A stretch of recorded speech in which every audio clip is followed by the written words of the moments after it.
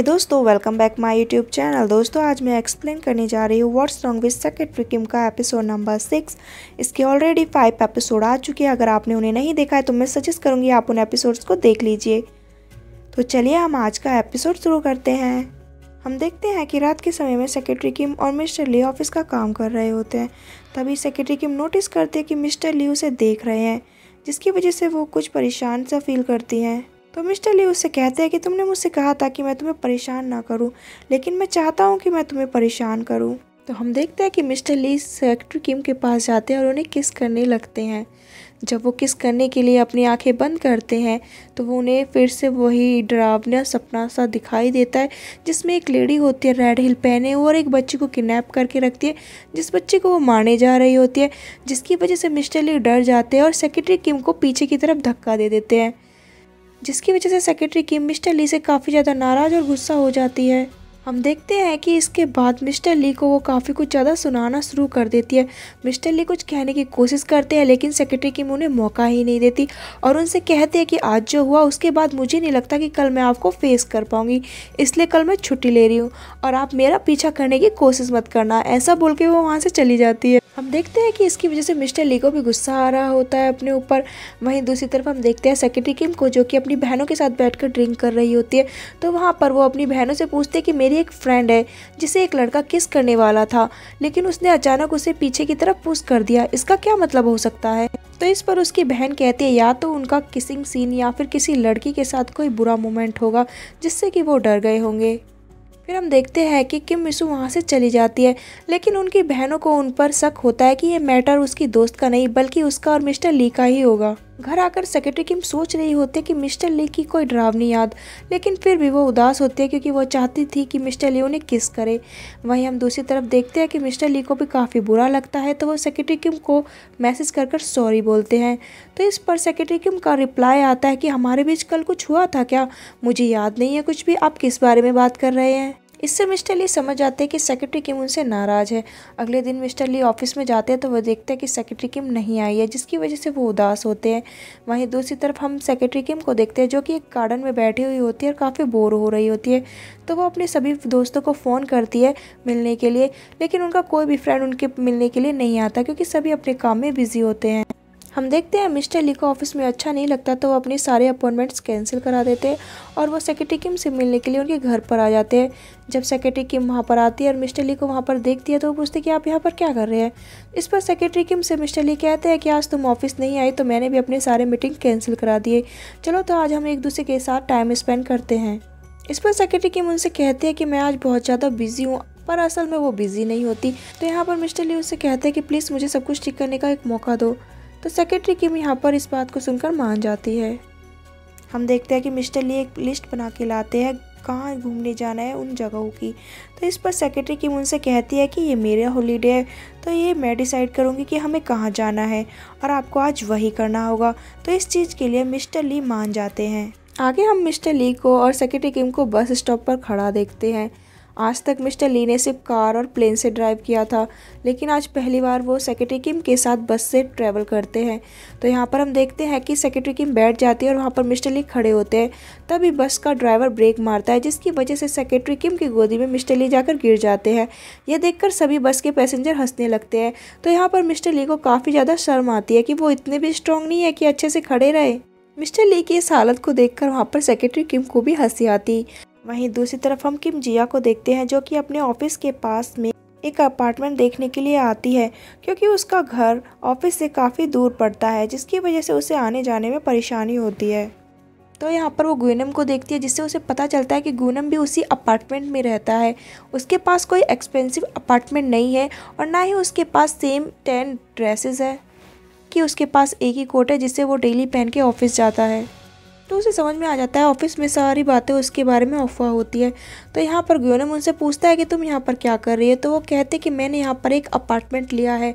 तो इससे ग्योनम उससे कहता है कि इस बारे में तुम ऑफिस में कुछ नहीं बताओगी। वो एक तरह से उसे यहाँ पर धमकी देता है। आगे हम देखते हैं सेक्रेटरी किम मिस्टर ली को एक नॉर्मल से रेस्टोरेंट में लेके आती है, जहाँ पर वो अक्सर अपनी बहनों के साथ आती है। तो यहाँ पर मिस्टर ली और वो दोनों बातें करते हैं और डिनर करते हैं। जब वो डिनर के बाद वापस आ रहे होते हैं तो वहाँ पर एक टॉय मशीन होती है, तो वहाँ पर सेक्रेटरी किम उससे टॉय निकालने की कोशिश करती है पर नहीं निकाल पाती। फिर हम देखते हैं कि मिस्टर ली भी उससे टॉय निकालने की कोशिश करते हैं लेकिन वो भी असफल हो जाते हैं। उसके बाद मिस्टर ली सेक्रेटरी किम को घर पे छोड़ देते हैं। वो दोनों खुश होते हैं आज एक दूसरे के साथ टाइम स्पेंड करने के बाद। हम देखते हैं सेक्रेटरी किम जब ऑफिस जाने के लिए निकलने वाली होती है तो उसके पास चॉय रिपोर्टर का कॉल आता है। यहाँ पर वो उसे बताता है कि जिस समय तुमने कहा था उस समय यनुंग ग्रुप का बेटा किडनैप हुआ था जो कि 4th स्टैंडर्ड में था, लेकिन उस समय वो दोनों ही 4th स्टैंडर्ड में थे तो ये समझ नहीं आता कि वो कौन सा लड़का था। तो यहाँ पर सेक्रेटरी किम को याद आता है कि मिस्टर ली ने उनसे कहा था कि वो उस समय 4th स्टैंडर्ड में थे और साथ ही उन्होंने मिस्टर ली के पैर में वो निशान देखा था। तो वो सोचने लगती है कि कहीं वो लड़का मिस्टर ली ही तो नहीं था। आगे हम देखते हैं कि सेक्रेटरी किम पा के पास जाती है और उनसे पूछती है कि क्या कभी तुम्हें मिस्टर ली ने अपनी किडनैपिंग के बारे में बताया है। मिस्टर पार्क इस पर कहते हैं कि हम लोग काफ़ी समय से साथ हैं लेकिन ऐसी कोई बात उसने मुझे नहीं बताई है। वो पूछते हैं कि तुम इस बारे में क्यों पूछ रही हो। तो यहाँ पर सेक्रेटरी किम कहती है कि जिस समय एक लड़का किडनैप हुआ था तो मैं भी उसके साथ किडनैप हुई थी, तो मुझे ऐसा फील होता है कि शायद वो लड़का मिस्टर ली ही थे। मिस्टर पार्क कहते हैं कि तुमने कहा था वो दोनों भाई उस समय स्टैंडर्ड 4th में ही थे, तो तुम्हें उसका नाम याद नहीं है। तो वो कहती है नहीं मुझे उसका नाम याद नहीं है। तो यहाँ पर वो उसे सजेस्ट करते हैं तो तुम जाकर डायरेक्ट मिस्टर ली से ही क्यों नहीं पूछ लेती। वो कहती है कि उन्होंने अब तक इस बात को किसी को नहीं बताया तो इसके पीछे कोई बड़ी वजह होगी। हो सकता है कि उसके पीछे उनकी कुछ डरावनी और कुछ दर्द भरी यादें जुड़ी हो। वो पार्क से कहती है कि मैं नहीं चाहती कि आप उनसे इस बारे में कुछ कहें। तो यहाँ पर पार्क इस बात के लिए मान जाता है। हम देखते हैं कि वो ऑफिस वापस आती है तो वो मिस्टर ली को देख रही होती है। उन्हें देखकर वो स्माइल कर रही थी कि वो सोच रही थी कि शायद ये वही लड़का है जो मेरे साथ उस समय था। वहीं हम देखते हैं कि मिस्टर ली भी उनकी तरफ देखते हैं। वो सोच रहे होते कि ये मुझे इस तरह क्यों देख रही है। तो वो उसे अंदर बुलाते हैं तो सेक्रेटरी किम उनके पास जाती है। तो यहाँ पर मिस्टर ली उससे कहते हैं कुछ इवेंट्स के काम करने के लिए। तो सेक्रेटरी किम कहती है ठीक है मैं सभी कामों को अच्छे से कर लूँगी। यहाँ पर सेक्रेटरी किम उनसे बड़े प्यार से बात करती है। तो मिस्टर वो सोचते हैं कि ये इतनी स्वीटली बिहेव क्यों कर रही है। वो उससे पूछते हैं कि तुम ऐसा बिहेव क्यों कर रही हो। तो इस पर सेक्रेटरी किम कहते हैं कि आपने एक बार मेरी बहुत मदद की थी, इसलिए मैं आपकी मदद करना चाहती हूँ और आपसे फिर से मिलकर मुझे काफ़ी अच्छा लगा। ये कहकर वो वहाँ से चली जाती है। लेकिन मिस्टर ली के तो कुछ पल्ले ही नहीं पड़ता कि वो किस बारे में बात कर रही हैं। आगे हम देखते हैं कि ग्यूनम सिरा और किम जिया को बात करते हुए देखता है। सिरा उसकी बातों पे बहुत हंस रही होती है तो ग्यूनम को लगता है कि शायद ये मेरे बारे में बात कर रही है। तो हम देखते हैं कि ग्यूनम उसके पास जाता है और उससे कहता है कि मुझे तुमसे कुछ बात करनी है। और फिर वो उससे बात करता है अकेले में। तो उससे कहता है कि क्या तुम मेरे बारे में सबको बता रही थी, मैंने तुम्हें हंसते हुए देखा। तो यहाँ पर वो कहती है मैं तुम्हारे बारे में बात नहीं कर रही थी, हम लोग कोई और बात कर रहे थे। तो यहाँ पर मिस्टर ग्यूनम मुझसे कहते हैं कि ठीक है मेरे बारे में बात करने का सोचना भी मत क्योंकि मेरी नज़रें सिर्फ तुम पर ही है। फिर हम देखते हैं कि सेक्रेटरी किम और किम जिया बात कर रहे होते तो वहाँ पर किम जिया उसे बताती है कि मैंने मॉर्फियस के पेज पे पढ़ा था कि जब वो बहुत छोटा था तो वो किडनैप हो गया था, लेकिन उस समय मॉर्फियस इतना फेमस नहीं था। उसने अपने एक नोट में ये लिखा था। फिर हम देखते हैं कि सेक्रेटरी किम भी उस नोट को पढ़ती है जिससे कि उन्हें पता चलता है कि बचपन में जो लड़का उनके साथ किडनैप हुआ था वो मिस्टर ली नहीं थे बल्कि उसका भाई था। यहाँ पर हम देखते हैं कि उसे बचपन में उस लड़के का जब नाम बताता है वो भी याद आ जाता है। तभी हम देखते हैं कि वहाँ पर मिस्टर ली आते हैं।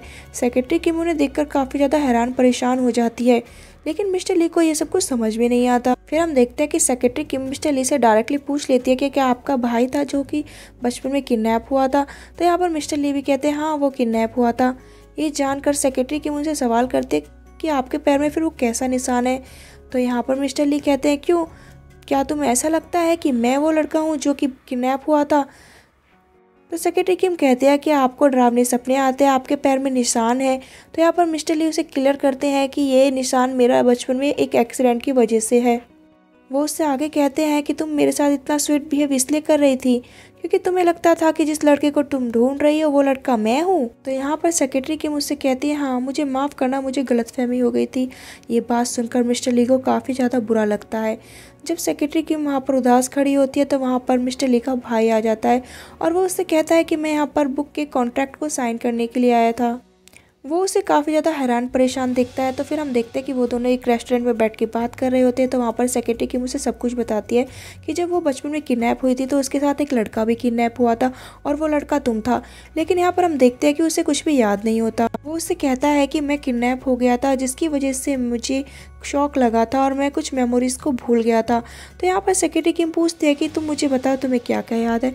तो वो उससे कहता है कि मेरा भाई काफ़ी ज़्यादा स्मार्ट था, तो वो मेरी क्लास में आ गया था और उसने मेरे सभी दोस्तों को मुझसे छीन लिया था। तो यहाँ पर सेक्रेटरी किम को मिस्टर ली की बात याद आती है कि उन्होंने बताया था कि जब मैं 4th स्टैंडर्ड में था तो मेरे भाई के दोस्त मुझे तंग करते थे और मेरे भाई कोई भी मदद नहीं करता था। तो यहाँ पर सेक्रेटरी किम परेशान हो जाती कि इनमें से कौन सच बोल रहा है और कौन सी बात सच है और कौन सी झूठ। तभी उसका भाई उसे बताता है कि एक दिन मैं और मिस्टर ली घूमने गए थे, तो अभी मुझे प्यास लगने लग जाती है, तो मिस्टर ली मेरे लिए पानी लेने जाता है लेकिन वो वापस नहीं आता और तभी मेरा किडनैप हो जाता है। इन सभी बातों को सुनकर सेक्रेटरी किम काफ़ी ज़्यादा हैरान होती है।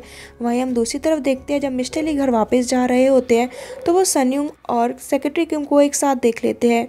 उन दोनों को एक साथ देखकर मिस्टर ली को काफ़ी ज़्यादा बुरा फील होता है। फिर हम देखते हैं कि इवेंट के काम के लिए सेक्रेटरी किम मिस्टर ली के घर आती है।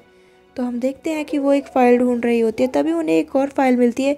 उस फाइल में मिस्टर ली के सेक्रेटरीज के डॉक्यूमेंट्स होते हैं। उन्हें देखकर सेक्रेटरी किम को पता चलता है कि उससे भी ज़्यादा अच्छे कैंडिडेट थे, लेकिन फिर मिस्टर ली ने मुझे क्यों चुना। तभी वहाँ पर मिस्टर ली आ जाते हैं और उससे पूछते हैं कि तुम जानना चाहती हो कि मैंने उन सेक्रेटरीज में से तुम्हें क्यों चुना।